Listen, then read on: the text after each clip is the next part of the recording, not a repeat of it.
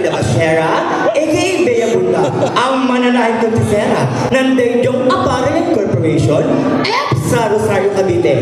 At ako po ang bakalang, minsan na tumutok sa entablado ng Miss Q&A August 18, 2017, Season 1, at December 30, 2018, Season 2. And I believe that being here on the stage is not just a battle to get the crown. Because I, as a message believes, that I can reach the top of the world.